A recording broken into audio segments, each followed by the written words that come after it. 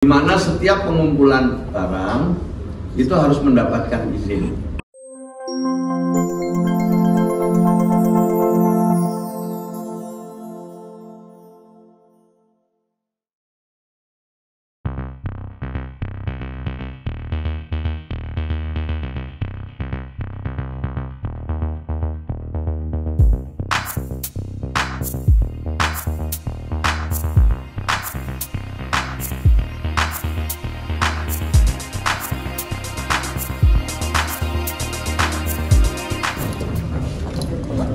Assalamualaikum warahmatullahi wabarakatuh.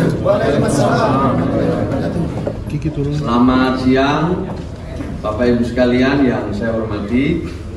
Sebagaimana rencana sebelumnya, hari ini alhamdulillah kita semua, saya didampingi Dirjen, staf ahli dan beberapa lagi jajaran Kementerian Sosial bisa bertukar pikiran, bersilaturahmi, bicara dari hati ke hati dengan Mas Farhat, dengan Mas Agus Salim, dengan Mas Alvin Lim, dan juga rombongan lain Pak Yasin yang semuanya tadi menyampaikan pendapatnya. Alhamdulillah dalam pertemuan lebih dari 1 jam kita bicara dari mulai Mas Farhat disusul dengan teman-teman yang lain, kemudian ditanggapi oleh kami, lalu kita sampai pada satu kesimpulan di mana kami ingin mengembalikan semua isu ini kepada niat baik. Niat baik yang awalnya ditujukan untuk membantu Mas Agus Salim. Niat baik inilah yang menjadi landasan diskusi kita, dan insya Allah mudah-mudahan ini juga nanti akan disambut oleh teman-teman yang lain, misalnya Mbak Novi maupun Mas Densu yang sebelumnya juga sudah bicara dengan kami dari titik niat baik ini. Kemudian yang kedua juga dilandasi dengan rasa semuanya adalah saudara. Mas Farhat ini bersaudara ini dengan siapapun, dengan kita-kita semua, termasuk yang mendampingi Pak Andi. Pak Andi ini adalah mantan sesepuh Kementerian Sosial. Dengan merasa sebagai saudara ini semua bisa kita bicarakan dengan baik. Kemudian perlu kami sampaikan Bapak Ibu sekalian pada kesempatan ini bahwa pengumpulan donasi itu memang ada ketentuannya. Ada undang-undang pengumpulan uang dan barang atau pengumpulan uang dan barang. Memang benar pengumpulan uang dan barang. Kemudian ada peraturan Menteri Sosial, di mana setiap pengumpulan barang itu harus mendapatkan izin.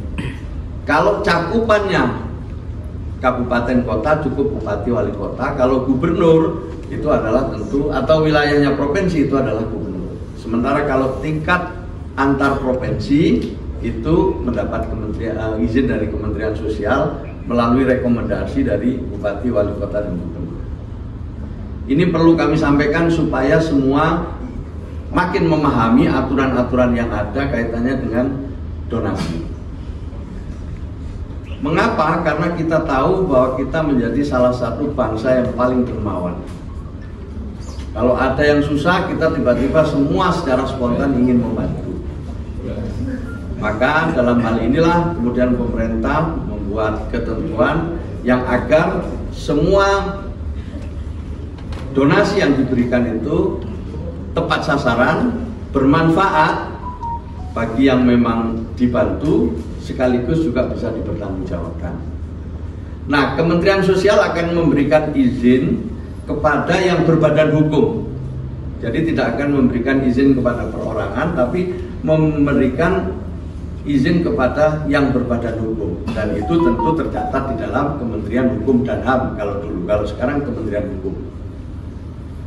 Kemudian masa izinnya itu hanya 3 bulan yang akan bisa diperbaiki setiap 3 bulan.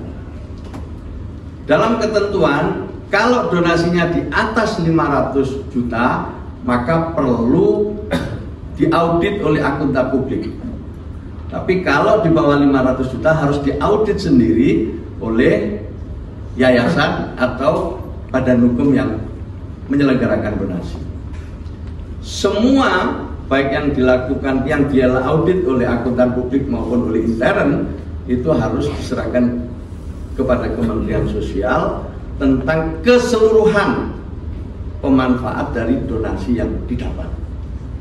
Ini Bapak Ibu sekalian perlu kami sampaikan supaya siapapun yang ingin mengumpulkan uang dan barang bisa memproses izinnya, dan izinnya sangat mudah.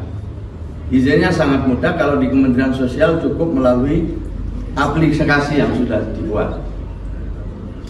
Kemudian yang terakhir, Bapak Ibu sekalian, saya ingin mengucapkan apresiasi kepada Mas Farhad dan teman-teman, dan juga kepada Mas Agus Salim ya, yang terbuka untuk melakukan pertemuan-pertemuan berikutnya, mencari titik temu, dan kemudian kita harapkan nanti jika ada solusi ini bisa menjadi inspirasi bagi semua pihak dan menghindari sama-sama kesalahpahaman di masa yang akan datang.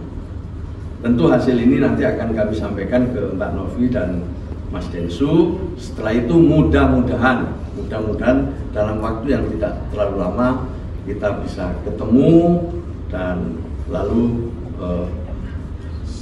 ya ini menjadi tempat silaturahmi yang bisa dikatakan ada semacam kesepakatan damai.